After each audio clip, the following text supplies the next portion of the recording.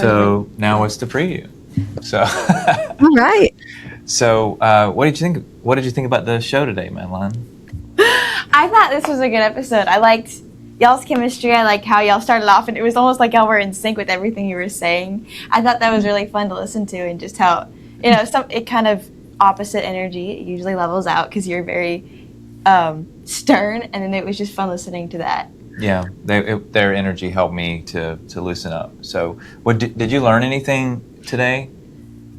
Did I learn anything? I don't know. It was just fun listening to like the whole dynamics of the podcasting and social media and just getting the word out there. I think that the perspective of having a person who has this amazing work, but then they're not known about that work. Their person is not known at all. I think that that's just something that's interesting to think about. Yeah. And so, what was our episode about today? Podcasts. We had an episode about podcasts. A podcast about podcasting. So.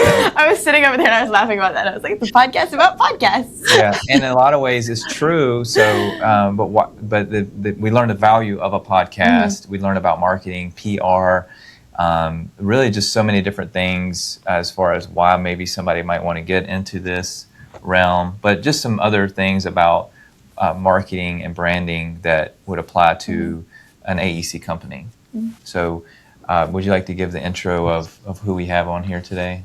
Would you like to introduce yourselves? Oh, yeah, there you go. There we go.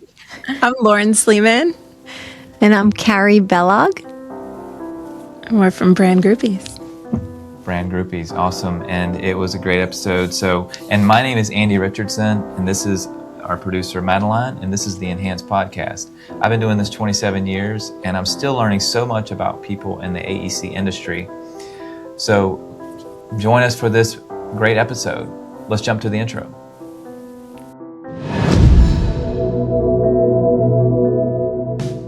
Welcome to Enhance, an AEC podcast, where we learn the why behind AEC professionals so that you can learn your why. Hey, Lauren and Carey. Welcome to the Enhance Podcast. Hi, Andy. Hi. Thanks for having us. So happy to be here. Glad to have you on. And this is the first time we met, actually, so I need to figure out who's Carey and who's Lauren. So I'm Carey. And I'm Lauren. Nice to meet you. Okay, Carey, Lauren. All right, awesome. And I'm Andy. So I'm a structural engineer, but this is a podcast called Enhance, and I think you know all about that because we've had a few of your clients on here as well. So so I want to find a little bit more about you guys, but I like to start out with like a curveball opener. So Carey, I'll start out with you first, and then Lauren, I'll give you the luxury of getting a chance to figure out what you're going to do. Anyway, so Carey, money is no object, and you are able to put a PR stunt. I don't know what the appropriate term is, but you're able to put a PR stunt on for one of your clients. In the AEC industry, since we're an AEC podcast. So what would you do? Ooh, well, I'm a big music lover and concert goer. I would probably take them on the road. One of the podcasts that our clients do, maybe take it on the road and do some sort of fun music podcast mashup PR stunt tour. Okay, awesome. I love it. Yeah, Lauren, how about you? Shows. Yeah, just trying to sort of squeeze out and maximize every single ounce of each opportunity. We actually do a big battle of the bands down here in Asbury Park at the Stone Pony, which is kind of a legendary place for Bruce Springsteen started out his career. So I think, a road show of some sort for our podcasting clients has always been something we thought could be cool to take it on the road. Go to different regional markets as many of our clients have grown international brands. Yeah, awesome. Well, that's very appropriate for the Brand Groupies. Yeah. Yes, that's true. On brand. Yes. So, awesome. We've got a few questions here. So I wanted to ask, and you guys can just, I haven't done a lot of two people on, so this is a little unique, but I'm learning how to do that. But so you guys can just drop in as you feel fit. But what pulled both of you into marketing for the AEC industry? And today, for the purpose of this, I think that includes real estate for you guys. But I'm going to say like that's the AEC industry at large. But what pulled you into this industry in terms of marketing? Like what made you decide to do that?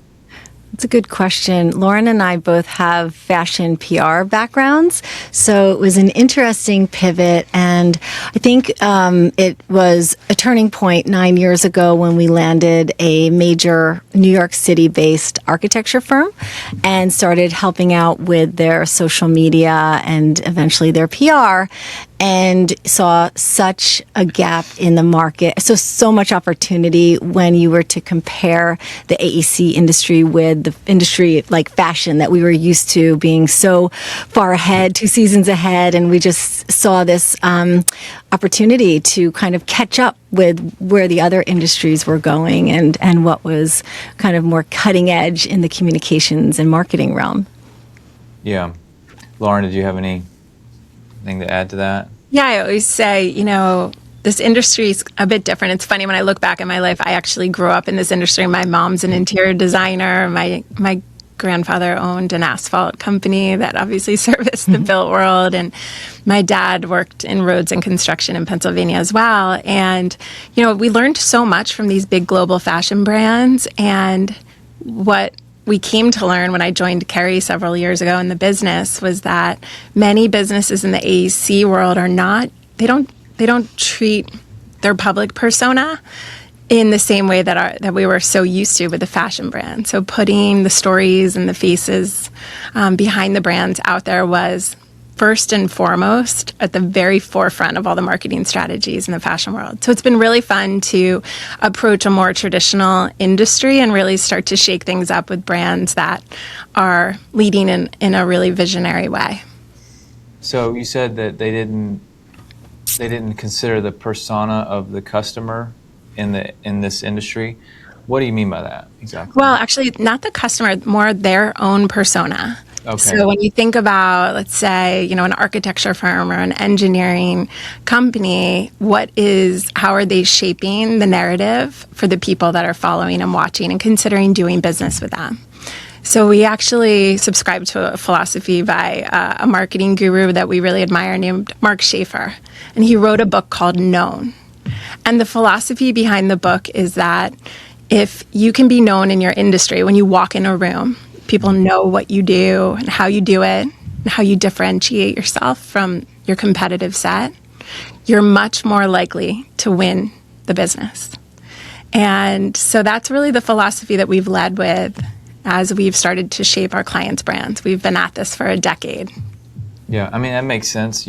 I've always heard that you buy from who you know. Yes. Yeah. So if you can be known, then you've won the battle, right? I mean, that makes sense. Yeah. I'll give you a great example, Andy. A few summers ago, Carey and I were on a podcast. Talk about practicing what you preach. We were on someone in the AEC World's podcast, and a few weeks after that podcast episode launched, we received an inquiry from a Boston architecture firm, one of the top 5 in Boston. And the woman was one of the partners in the firm, and she said, I listened to so-and-so's podcast, and I'd love to chat with you about how you might be able to help our firm.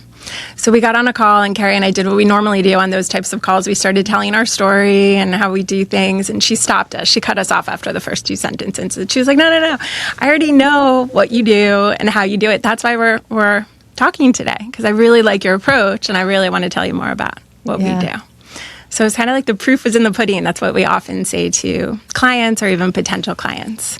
Yeah, that's pretty incredible that the impact of that podcast had. And you mentioned story.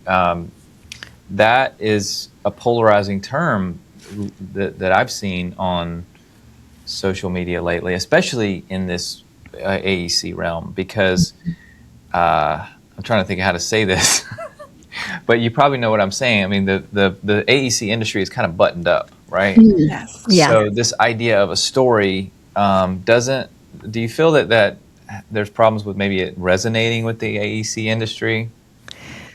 Well, some of our executives have their own, angles, their own approach, and we try to really get down to the bottom of what really makes them and identify their wow factors, because everyone is different and original. So we want to make sure that when we tell their story and podcasting and however we do it, that they're authentic and they do it in their style, even though they might be, more reserved or introverted. We kind of find what sets them apart and what they can talk to. So it's really authentic, and they're telling a really organic story, not trying to be someone who they're not. Yeah, and I love that, because that's the counterpoint to this idea that, the story is some kind of weird hippie thing, right? It's just telling who you are. So if you're buttoned up, then you know what? That's your story, kind of.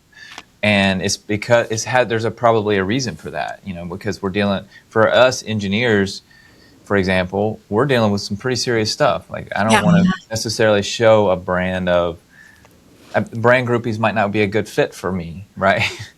But it's a great fit, probably a great fit for you, which I want to get into that a bit. But so any other feedback on that idea of story? Yeah, I wanted to chime in because your question was, is there hesitancy in the industry about what we're doing? And I would say, yes. I would say, in fact, we only really match with our clients if they're already doing something super disruptive. I think the more traditional brands don't necessarily understand us, or they don't have a line item in their budget for us. So I often use the analogy from our fashion days. Our fashion clients would pay us before they paid their rent. They knew that the number one way to sell their clothes or their bags or their jewelry was to be known, to tell their story, to be at the forefront of, WWD and all of the different, Vogue and Harper's Bazaar. And in this industry, it's quite the opposite. There's a lot of people that haven't really considered how that storytelling narrative can impact business development. And so I think it tends to be, a longer sales cycle. And we have a pretty good sense now when we have that first conversation with a company, whether we'd be a good fit for one another. If they're kind of open to sort of trusting and seeing us as disruptors to the industry, and sort of looking at what we've done in the past with our clients and how well known they are. It's interesting too, I think, as the Gen Zers become, more and more of the employees in the AEC industry, what we've noticed is a lot of them are scoping out potential employers on social media channels. So rather than turning to the website the way they used to, one of our 3 services is social media. And the narrative that you're telling on that social, the way that you're bringing your company culture to life, very much helps to attract the next generation of employees. Yeah, so it's not just about creating new work, it's also about hiring. Yeah, hiring, yes. Yes. And that's a big challenge right now for a lot of people. I mean, and retention, which if you can't retain them, you need to be able to hire them, right? And they become very expensive if you can't retain them. You need to replace them and onboard them. It's a whole cycle. Yep. So there's lots of different ways of looking at the impact. So you mentioned like disruptors, and what types of things, what do you mean by that, and what types of things do you look for in terms of? I think, for example, you have your own podcast, so it's pretty cool. You're already doing things a little bit differently. But I think disruptors are people who really think outside the box. A lot of our clients are part of the YPO, the Young Presidents Organization. They have coaches, and they're held accountable for growing and scaling businesses, and they're visionaries. What's next? Technology. A lot of our clients are really at the forefront of technology and innovation, and so they're just doing things that haven't been done in decades in the industry. Yeah. Okay. And your clients are mostly architects, or is it a combination of? Yeah, we have a combo. We have architects, interior designers, real estate professionals. So, it runs the gamut, but that's a lot of the AEC industry. But however, we do manage podcasts, which Lauren will talk about, and we can work with any industry for podcasting. Okay. How are we doing on our podcast so far? Awesome. Crushing it. Yes, totally. Yeah. I I know it's not easy navigating two people. Yes. Well, no. I meant. Well, I appreciate that. Oh, with your podcast. Yes. In general, like what? I mean, you can. What's the word? Trash me, I guess. Oh, no, we never. We would never. No, I think the fact you're doing that a great you're job. doing Yeah, it. the So fact that you're doing it, and you're already you get it. You get it. 10 steps ahead of your competition. Yes, for sure. And then using the content in a really impactful way. So we kind of look at everything that we do as content, right? Mm-hmm. So we have 3 services: public relations, podcasting, and social media. And the PR, right, the press that we get for our clients all turns up on social media and gets slowly pulsed out to start educating people in that way. And then we do manage podcasts for many of our clients. And as Carey mentioned, when we manage a podcast, that can be for an array of leaders from all sorts of industries. So we work with the Carpenters Union in the Northeast. They have a podcast that we manage. We work with an education podcast. We just started working with a sports memorabilia dealer who just started a podcast with us last month. And so we really run the gamut, and we keep it a really light lift for our clients. So we do everything from helping them name and brand the podcast to book the guests, write the scripts, and then cut all the content up after we launch it so that they can pulse it into their existing social media strategy. Yeah, so that's a big variety of organizations and companies doing podcasts. So I know what my opinion is, but I want to know what your opinion is. I mean, as far as why should somebody do a podcast? I mean, I've got architects, engineers, contractors, and obviously people listening in from over the fence, but why should people that are business owners start, or maybe an employee, why should they start a podcast? Oh. Yeah, that's a great We have question. so many answers. Well, as Lauren coined the term, it's really the modern approach to networking.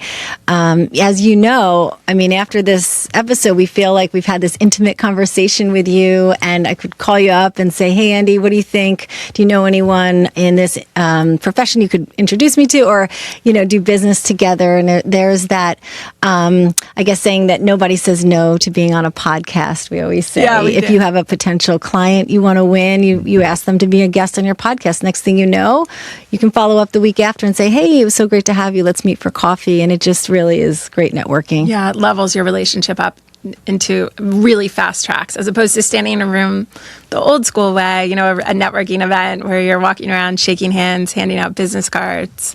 I definitely think it's the way that we approach it is it's also not only relationship building, but then it's also content, right? So you end up with this content. Carey started our brand Groupies podcast back in 2018 in the early days of podcasting. So she's an OGer. And we have so much content from the last several years that we can always go back and revisit, repurpose, use on our social channels, reference in a monthly newsletter, and use on our website too.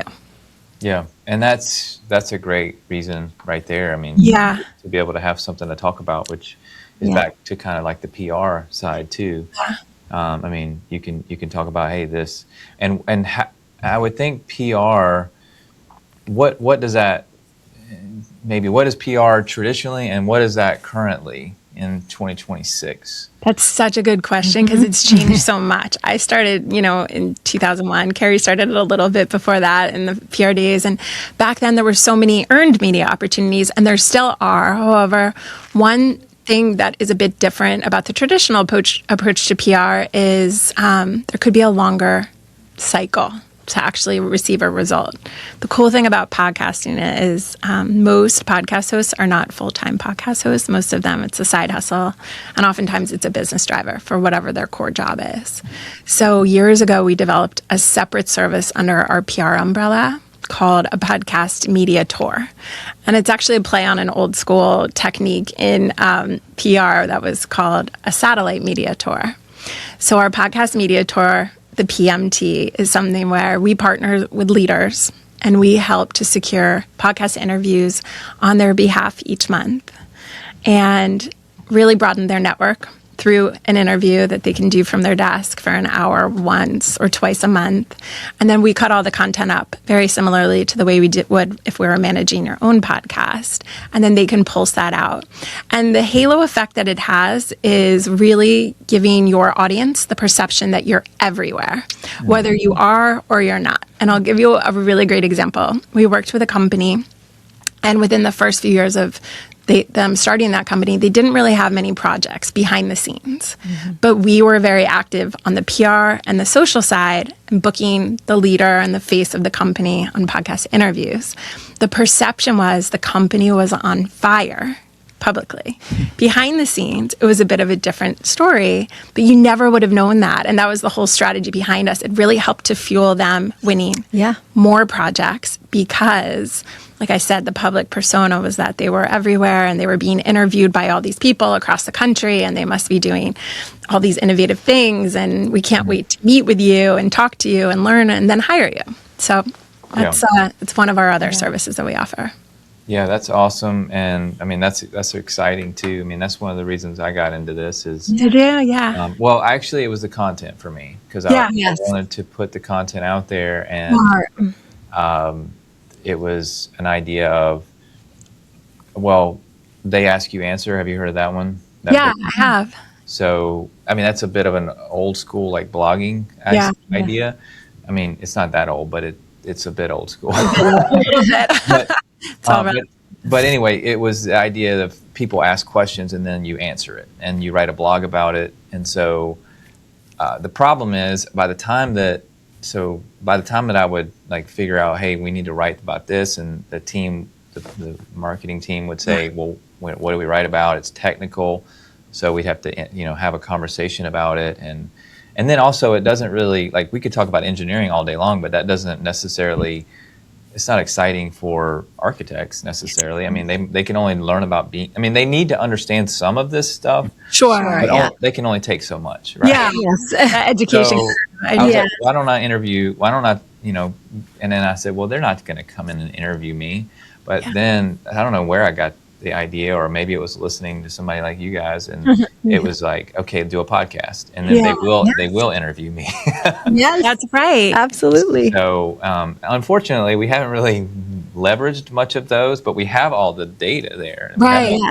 The stuff there. So and you can get the transcript. There's so much, right? Yes. So each episode can be turned into a transcript, which could be turned into a blog post, and then you can post on your website. Like I said, you could pulse it out each month in a monthly newsletter and share. If you're launching one episode a month, it's all of our podcasts actually rank in the top 5 to 10% globally. And again, sometimes we meet with people who are thinking about doing a podcast. They're like, well, how many people listen on, Apple Podcasts or Spotify?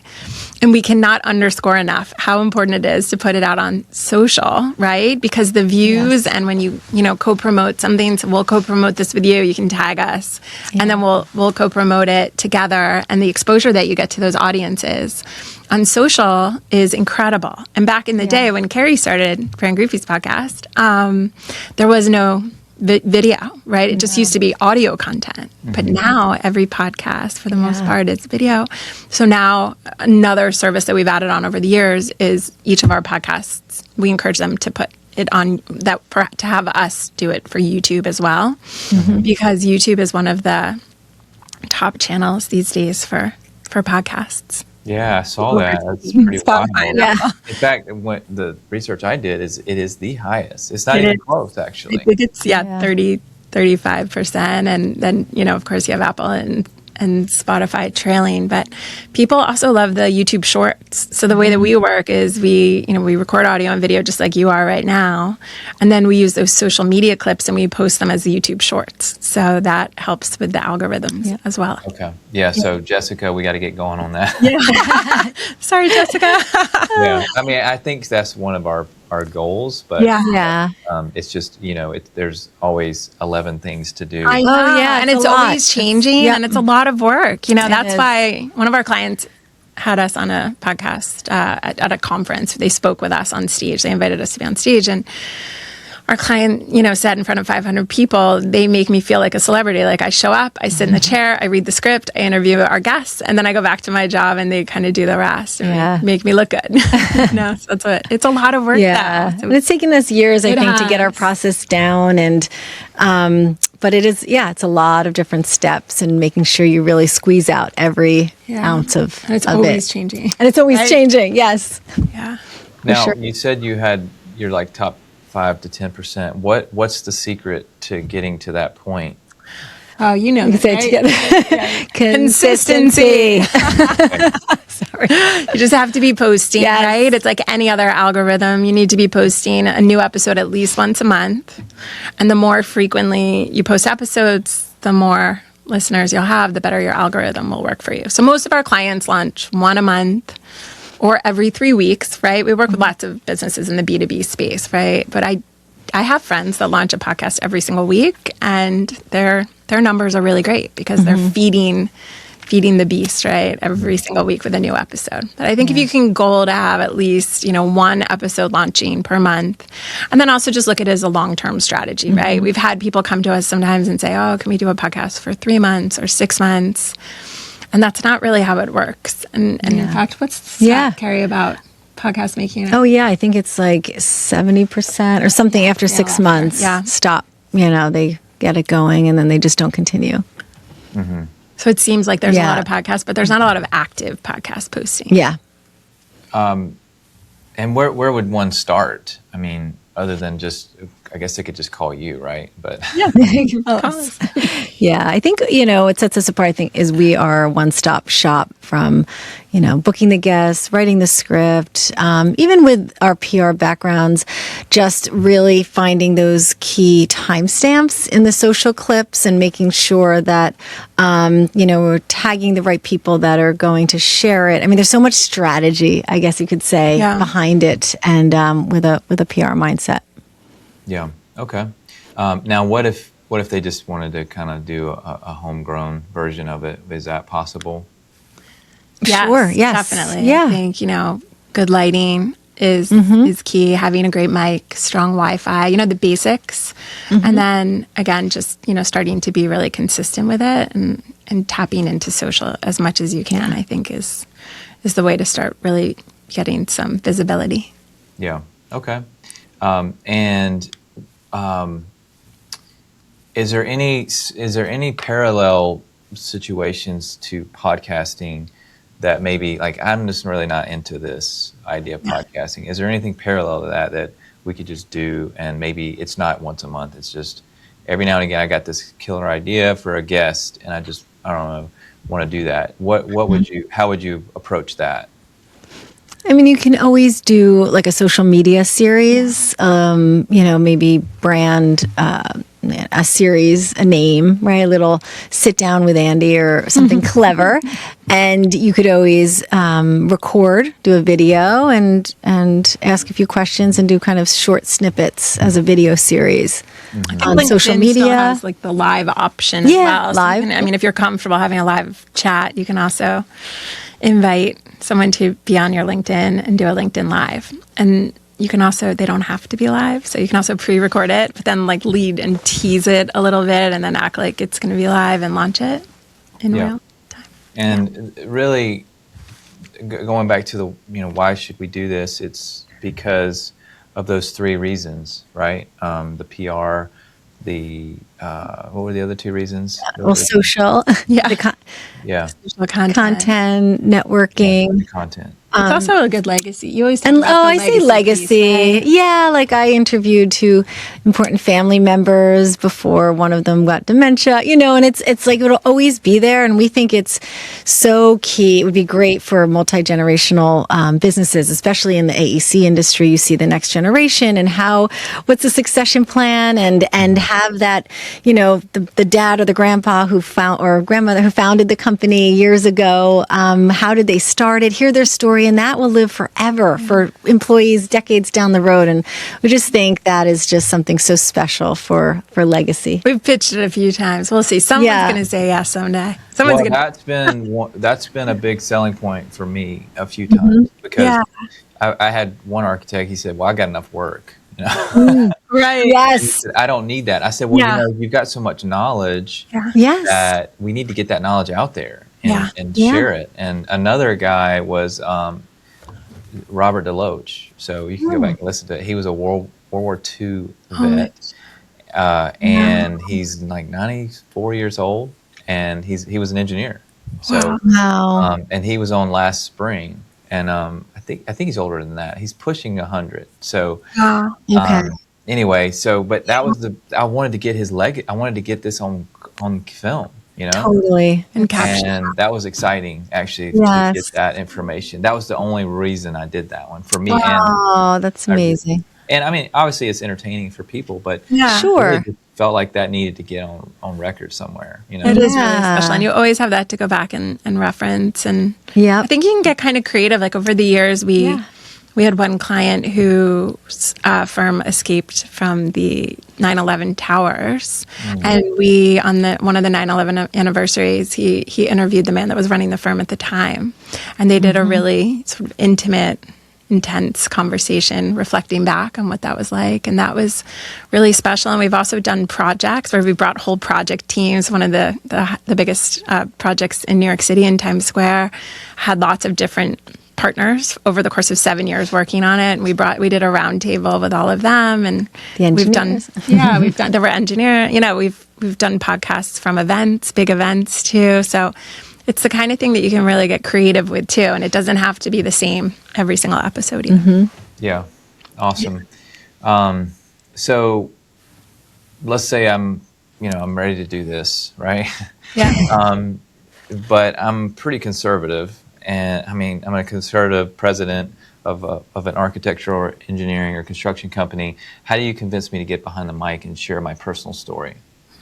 That's a good question. Well, we do something called a brand discovery session where we bring you and any other stakeholders to the table, and we really dissect your background, your core values, and really get to know you as a person. And we find something that sticks out, that is something you might not even realize that makes you so special, and we might stick with that and find a cool angle that, would really lead and fuel the questions, the name of the podcast, and we can definitely make it happen. Yeah.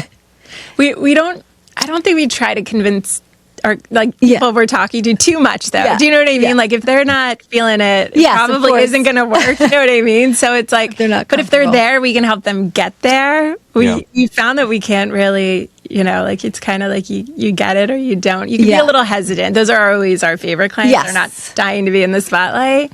But, they kind of see the value in how it can help their organization stand out from the competition. Yeah. Or maybe they co-host it with someone who's maybe more dynamic or extroverted, and you That gives have them a different comfort, or a right? co-host, like a guest co-host could jump on, and we find what makes sense for ultimately for the business. It is marketing for the Each one's a little different. Yeah, right? Like we just launched the Sports Memorabilia podcast, and he has incredible stories about Babe Ruth and Lou Gehrig, and somebody finding a bat that was Lou Gehrig's, and he starts each episode with a story. He's a really great storyteller, and so we have another podcast that has a different co-host for every single episode. So that's a different approach to take to it. So I feel like just making it your own and sort of leaning into whatever feels comfortable for the host is the best way to make it, really stand out. Awesome. It sounds like you're able to really, really find that unique aspect of every customer, every client you're working with. Yeah. because there must be passion deep down, about what they're doing, and that's the PR bringing. they're I think that's successful. where we're looking for like the PR angles, right? Yeah. Like it's like, how do we, oftentimes what comes out of that brand discovery session that Carey was talking about is really the elevator pitch, how we describe our clients then when we're moving forward, and how we encourage people in their company to start just to describe them too. So that's the fun part for us. What are your wow factors? Yeah. Okay. So next question is, what's the difference between being a great architect and being a great a visible industry leader? So what's the difference between being a great architect and being a visible industry leader? Good question. I guess I think you could be both. And I think putting yourself out there, maybe your philosophies about how you approach architecture and talking through your projects and talking about your team and your leadership style can add a lot of credibility to you and really help to raise your personal brand. Yeah, and inspire others. I think if you're a great architect, we want to know, how'd you get there? Like what? And then really inspire people coming up in the ranks. Okay. Yeah, it sounds like, just that goes back to the idea of the story too, and just that's going to authentically and organically share who you are as a leader, But would you say I think we've already talked about this a little bit in terms of just putting yourself out there in these different media aspects, whether it's podcasting or being on stage, perhaps, that gives you a sense of being a leader. Would you agree with that? Definitely. Yes. Practicing, right? Yes. So, we have clients that go back to their first season and they're like, I can't even listen to myself. How I used to, Yes. I talked too much or I didn't listen enough. And, it's practice makes perfect. Yes.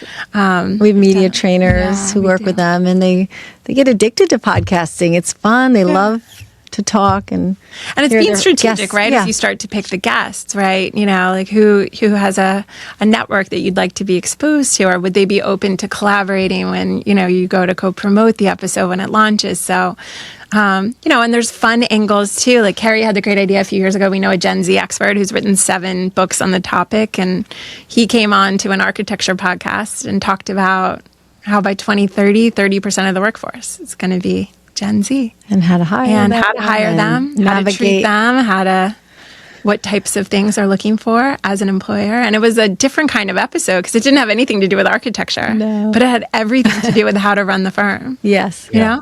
And it's super important because, as we said earlier, one of the biggest challenges is hiring. So you need to understand this generation. So that sounds like that's a good episode. I have to add that one to my list. Yes. Okay.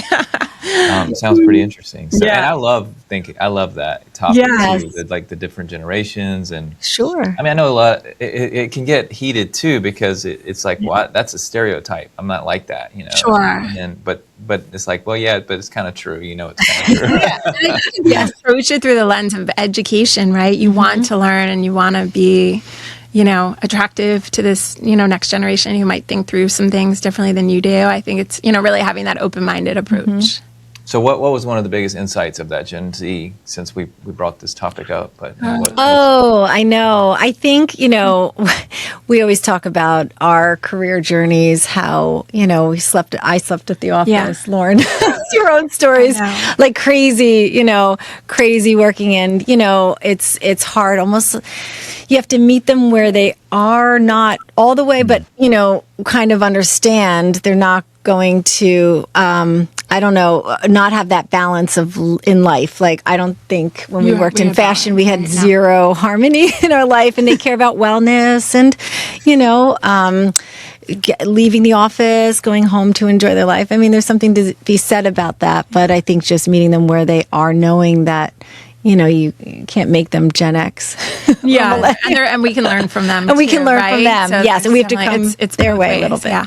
Yeah. And just so I'm clear, this is like 20-somethings basically right now. Yeah. Yes. That's Yeah. general. So I'm thinking about that. I've got a couple kids in that zone too. Oh, so do we. Same. So I have a lot of kids in that range, so we can speak from personal experience. Totally. Yeah, and actually, so I think we have a little bit familiar, Lauren, or a little bit in common. So we both have 6 kids. Oh my God! Stop it! I almost never meet anyone with. I know, right? I always say it's a lot of people to think about every day, right? Yeah, so I was looking at your. Yeah. But what's your breakdown of your? So they're every 2 years from 13 to 23. They're about to flip to the next one. So what about you? And the boy, girl? There's 2 boys and 4 girls. Okay, we're totally flipped. We're okay. Oh, wow. Except we have one girl who's my producer. She's over here. That's Jessica. Oh, that's nice. Well, Jessica's the podcast manager. Oh, got it. Oh, okay. Jessica. Madeline does the producer. So we do a preview. Actually, I was going to do something a little bit different on this one. Okay. Are you ready to come in? Yeah, I was going to bring her in. yes, that's what I was thinking because I heard you laughing at each other. I said, "Oh my gosh, he has chemistry with Madeline," and I'm like, "There you go. So bring her in." Yeah. So she's putting her mic on. Maybe she's. How old is she? And what's your Well, rate? she's 18 tomorrow. Happy birthday! Oh, you're a Pisces. My son was. You say hi, Madeline. Hi. See if we can Nice to meet get a you. photo Carrie's a of him Pisces. here. He's a triple Pisces. I know. My son turned 17 2 days ago, the 3rd. Okay. The 12th. Are you a senior? Yes, ma'am. Oh, do you know where you're nice. going to school or what are you doing? Not yet. Not yet. Okay. All right. We're going to look in South Carolina, I think, at some schools. Okay. Yeah. It's So exciting. I'm sorry we got a little bit off track there. Oh, but, great. I love it. but yeah, My bad. we'll have to wish her a happy birthday if you don't mind too. Yes. Oh, of course. Happy birthday. Madeline. She's totally embarrassed now, but I Oh, don't get embarrassed. I do theater. You do. amazing. Oh, you're that's perfect amazing. for I podcasts. know. yeah. So since we're on this topic, let's go ahead. So I had one girl and 5 boys. Oh, It's wow. Okay. Wow. 11 to 26. Actually, I have a Oh my granddaughter. gosh. Oh, my gosh. Oh, you do? 11 No to 20? way. Yeah. Oh, that's But sweet. I was gonna bring her into maybe. Do you have any questions for I Lauren? didn't have any questions, but this was such a fun episode to listen to. Aw, thanks. Awesome. What are you looking to study, Madeline? I want to go into graphic design after I graduate. Oh, you do? awesome. Amazing. Good for you. Awesome. So I wanted to transition a bit to some advice for Madeline on 2 fronts. One, personal branding. She'll be 18 tomorrow. So what are some things as basically, I don't know, is that Gen Z or is that the next, is I that think Alpha? I'm Gen Z. Gen Z. I think you're still Gen Z, yeah. You're Yeah. you're on the back end, but No, I think Thaddeus would be like on the back end. My younger brother. Yeah.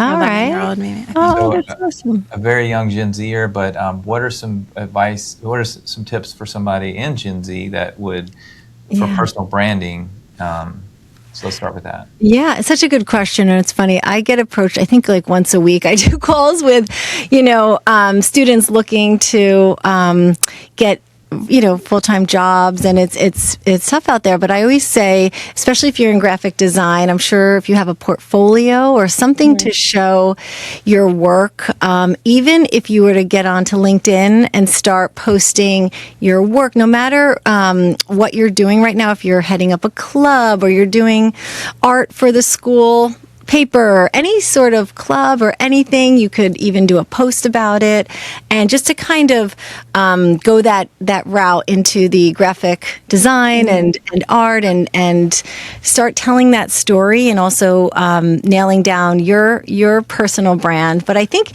you can't start too early on LinkedIn. I agree.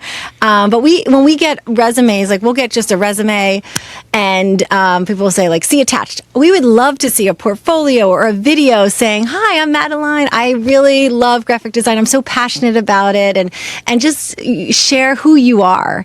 And we'd love to see that. Yeah, we just had somebody pitch us to be on our podcast, actually, someone we really admire who's an incredible storyteller from Australia. And she was launching a new brand, and she sent us a link to a video, and she showed us the new website, and she scrolled through all of it. But it was her down on the bottom narrating this, which made it so personal. It was such a cool way to share herself. And we do have sometimes we hire for social media positions, and it would be so great when we just get the resume to see, a portfolio of the types of work that they can produce, so that we can see if it's sort of on brand for our vision, for our clients, and the design aesthetic matches up. Okay. Yeah. Yeah, so I've recently got into like all the Instagram posting, and I'll do like Oh, nice. not super often, but when I have free time to make art or content, I'll be like, oh, let's add this on there.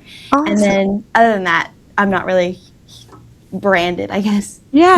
But there's always, you can always start today or tomorrow, and Absolutely. it's never too late to start. You're just Yeah. getting started. Yeah, That's or exciting. offer for, to do whatever for any clubs or sports teams or local, something to say, hey, can I, maybe help out with your social or a nonprofit or something that you can do that doesn't take too much time, but to show you're building, a brand for someone that might be local that you can just start getting in front of people. Yeah, there's a cool company here that does drone videos of construction projects. And I noticed on their Instagram page, they're offering to do the first drone fly-through for free.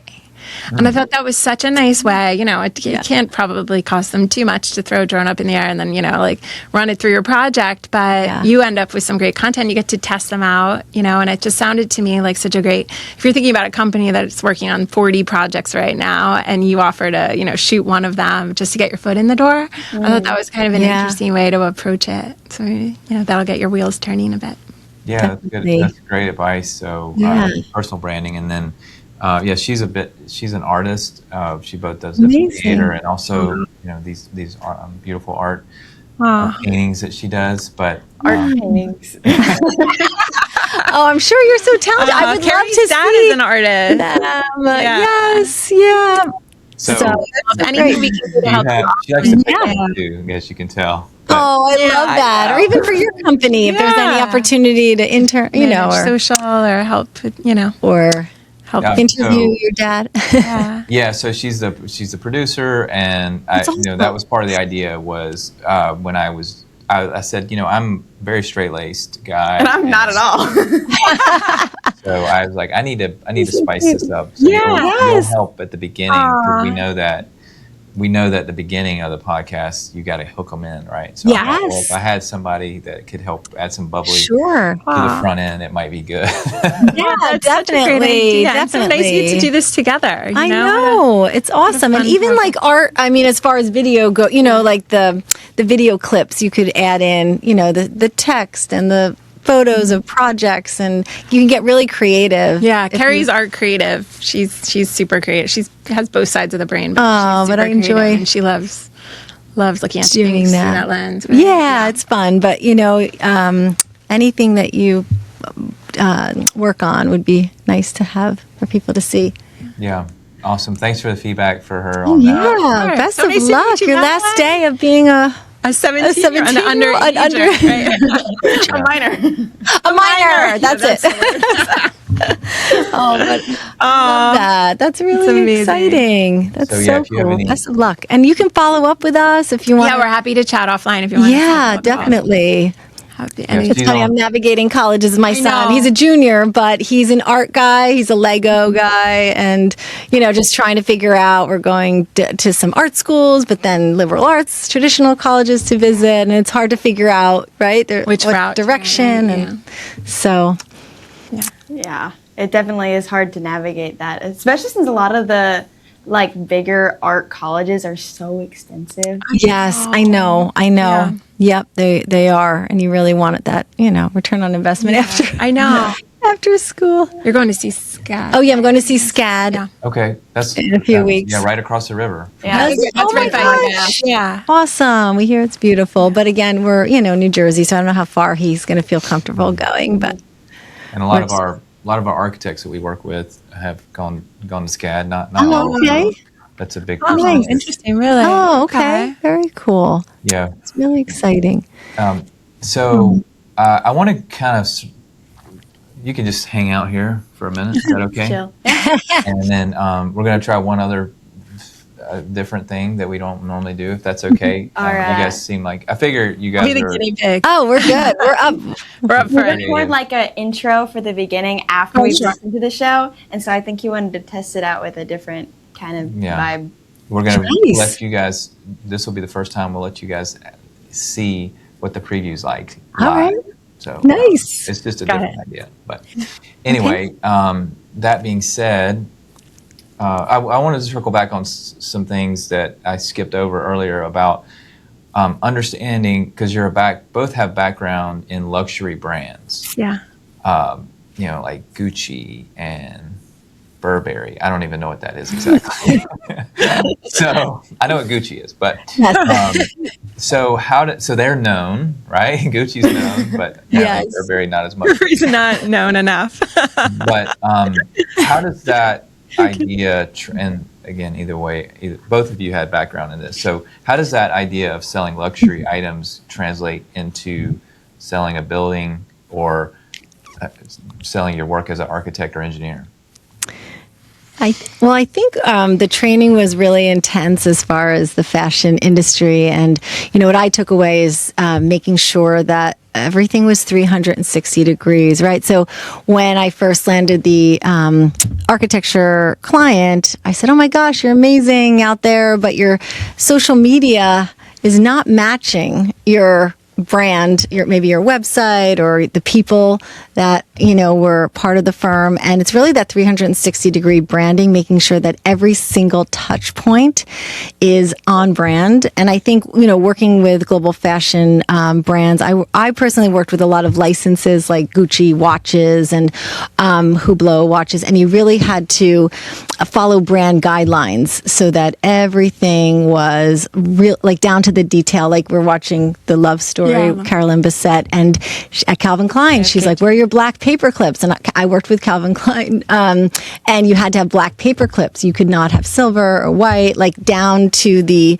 water in the vase had to be a certain amount. So just that attention to detail, it's almost a curse because I think, just applying that and making sure that every touch point a customer has is just really on brand. On brand. Consistent. Consistent. Right? And 360. Wow. Okay. Yeah. And do you find that architecture companies and AEC companies have that same type of thought process? I think that when they approach I think what Carey identified 9 years ago when she started working with our first client in AEC was that there was a disconnect between the work that the company was doing. So they were doing really high quality, high level, very designy work. Mm-hmm. However, it wasn't reflected publicly. Mm-hmm. So on their social media channels, right? Which is really the only glimpse other than the website that people in the public get into your brand, right? Mm-hmm. Is what you're putting out on social. So it's my understanding back then that you were on a quest to make those two match. Correct. So that to really level up the social so that there was consistency across what the brand was producing internally and what everyone was seeing externally. Mm-hmm. Yes, even email signatures. I mean, the voicemail. I remember Calvin Klein had a woman with a sexy British accent. Yes. And I, like down to that is every detail. So, I mean, that's extreme fashion, but I think, like Lauren said, the high-end design, and then you have like low quality social, how do you have that trust in that architect and that they're going to deliver when their representation is lower quality. Right. Mm-hmm. Yeah, that's a good point. Yeah. Mm-hmm. On the other hand, you have this brand, Groupies brand, that has a really fun persona to it, which maybe isn't as buttoned up or tightened up as like black paper clips. And that kind of feel, right? Okay, just use whatever paperclip you want. Let's just have some fun. Let's have some fun. That's what I get the sense of this. Love that. I mean, am I wrong here? Or? You should title the episode that. I know. Yeah. Oh my gosh. That's so funny. Gosh. Well, it's funny because we've evolved brand Groupies. We used to have red lips and rock and roll. And then as we really dove into commercial real estate and, we landed in that area, we kind of made our brand a little bit more corporate, but we still have that fun edge. That's who we are. Yeah, you got to keep your story. Yeah. Yes, of course. Be authentic. Yes. So I want to ask just a little bit more about your stories, so Lauren, you mentioned you had some family you had some background in construction with your family. Yes. Which part of Pennsylvania was that, by the way? Oh, so I grew up in a tiny little town called Wyomissing, Pennsylvania. I was born in the Poconos. My grandfather owned a company called Evans Asphalt, which both of my parents worked there. And my mom still has an interior design studio. She has for many, many decades. She still works. She's like a little Energizer bunny. And my dad worked for Pennsylvania government, working in roads for many years too. That was okay. So that part of Pennsylvania, and so moving to fashion, was that was that a bit of a culture shock for you? For me, so you know what? It's funny. I landed in fashion because of Carey. So I went to college with her sister, and I was a communications major. And we would go and visit Carey during New York Fashion Week. She was already working in the fashion PR industry, which I didn't really know much about. I always loved fashion, but I didn't know much about it, that industry specifically existed because where I grew up. And we'd go and visit her, and I ended up following in her footsteps, which is really funny that many years later, we ended up working together. Yes, full circle. Yeah. But now you're back in construction. Now, yes, exactly. Well, I never really was in construction. I was just like living amongst people that were in that industry. So my mom brother is also working construction. So it's a long history. I know. I guess I was bound to end up here. Yeah. But again, bringing through that fashion lens, I feel like I'm not, I wasn't probably bringing more of my mom's interior design lens than the traditional. Yeah, awesome. And then Carey, so you founded brand Groupies, and Carey, Lauren, you kind of helped scale it and grow it to what it is today. How did you manage this shift to this boutique company to what you are today? That's a good question. I think when I founded brand Groupies, I was really noticing a lot of these companies weren't maximizing their marketing spends, and I wanted to help them, and I was so excited. I was almost more passionate about their brands than they were. Biggest cheerleader.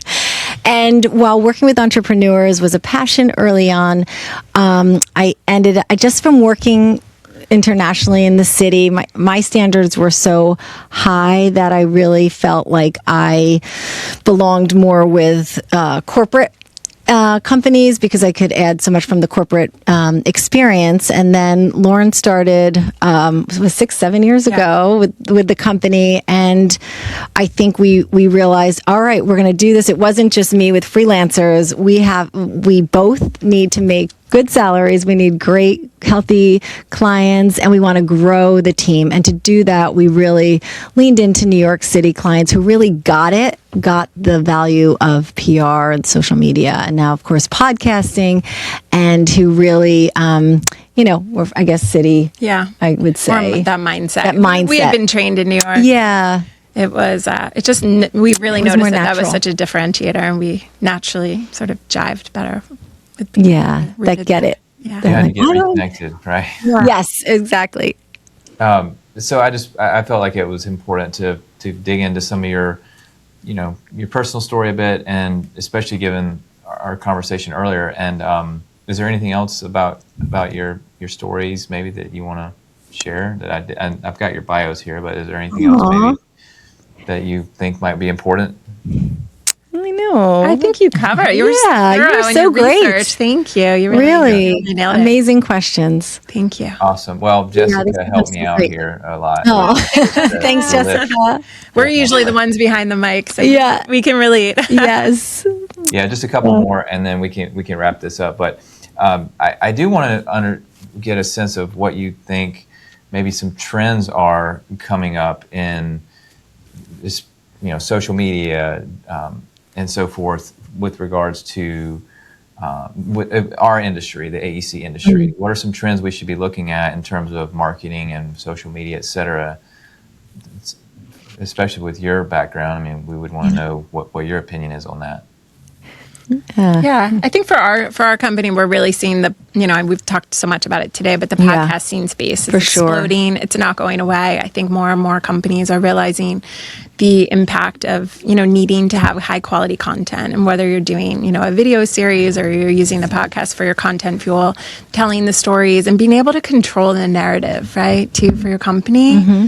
So many companies are decades old, and maybe they were known for one thing, and as they've evolved, they're frustrated maybe that they're not winning business in certain sectors because people just keep coming back to them for what they started out doing, and they don't know that they do so many new things. And so I think using it as an education platform, that's what we're seeing, either between the podcast media tour or our podcast management services, is our biggest areas of growth in our company. Yeah. Awesome. And I think it can be universal across the industry for other companies. Totally. Yeah, so it sounds like I'm on the right track with You are. Great. And he posts a LinkedIn thing every day. every Just day. about. Yeah. Great. Oh, wow. That's impressive. Amazing. Yeah, it's fun. I mean, for me, it's fun. awesome. You know, That's it was, so good that it comes naturally. know. It's very unique. You know, most people just watch on LinkedIn. Most people, right? Yes. Don't participate. No. So kudos. That's well, fantastic. it's one of those eye opener. I think that would be maybe a tip I would say is it was an Yeah. eye opener for me because I enjoy writing anyway. Yeah. Yeah. And so it's almost like an alternate ego. Yes. Yeah. And just, and you know, I'm not a different guy, but I express myself a little differently. Yes. Even through this, I mean, after this today, I'll be wiped out. I know. I hear you. He But does have like a 20-minute high after this because he's like, Yeah. oh, I got it done. I'm so happy. And then I know. It's great. No, the it really, I same know way, we yeah. do too. It's just so much, and it's fun. It really is fun, and to meet new people and engage, and it's great.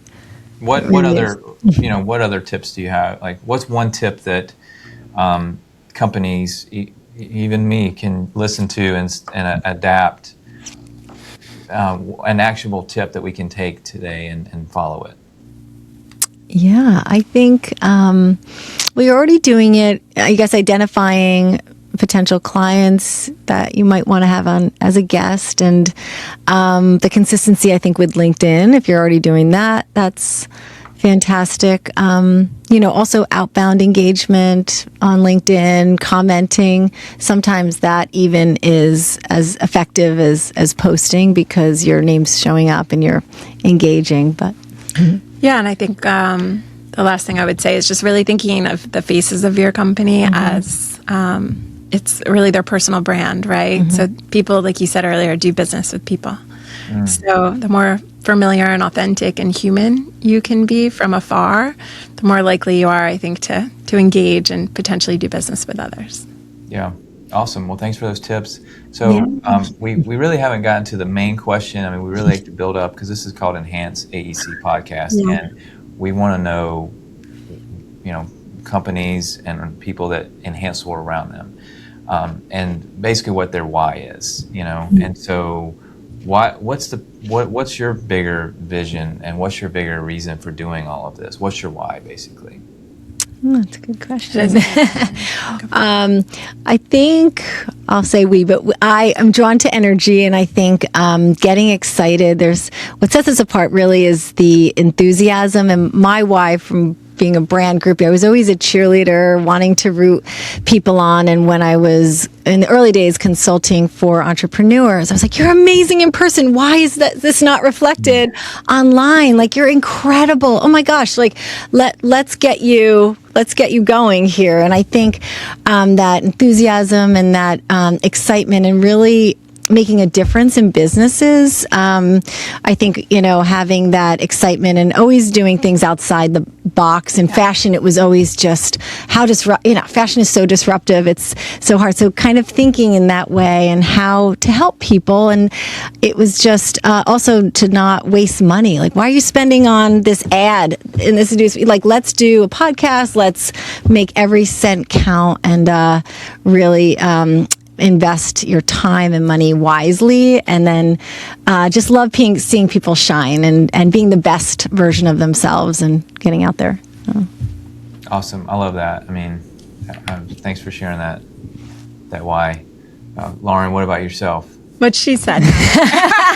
We're very true. similar. I think it's, the Energy. storytelling and the energy and the passion and we were really fortunate to learn from these incredible global brands for so many decades, and now applying that to this industry that isn't quite as educated about the value of all of that. And, locking arms with the people that, sort of buy into our vision of how we can shake things up and really do things a little differently from their competitive set, because it works. And it's such a fun thing to be at this stage of our careers where we can handpick the people we work with as partners. I think, for so many years we worked for others and we didn't have a choice in the brands or the clients that we were working with. And Carey and I have such similar training, and it's been really fun to champion brands that get us really lit up. When we talk about our clients, we believe in them. We only partner with, we call them hell yes clients. If it's not a hell yes, it's then automatically a hell no.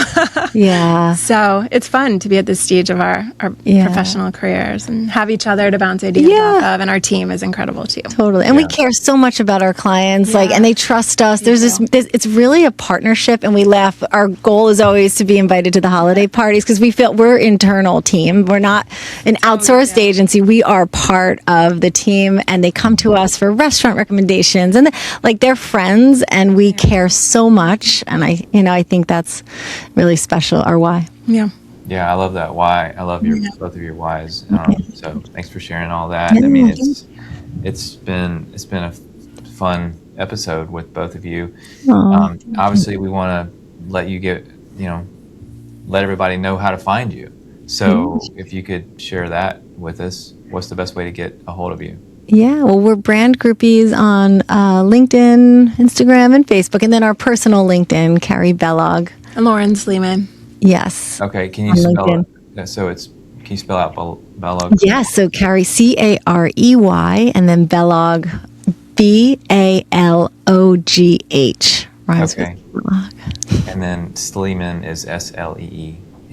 So you want to look those up. But I guess you could probably start with the Brand Groupies and go from there. Absolutely. Yeah. Yes, for sure. Thank you. So awesome. Well, it's great having both of you on. Was there anything else you wanted to share? Thank you. I think you nailed it. No, this was awesome. Such great questions. It was great. Love meeting Madeline. Good luck with everything, and happy birthday, Jessica. Awesome. Well, we're going to officially say bye, and then if you like, you can stay on. We're going to try this new thing with the preview today. Oh, sure. Yes. Would you like to? I know we're... Yeah, we can do it. Okay, so, well, thanks for being on today. Thanks, Andy. Andy. It was a joy to have you. Thank you, Andy. So nice seeing you. Thanks. Hey everybody, thanks for listening to today's episode of Enhance. And please leave a like, a subscribe, or a follow, and we'll see you next time.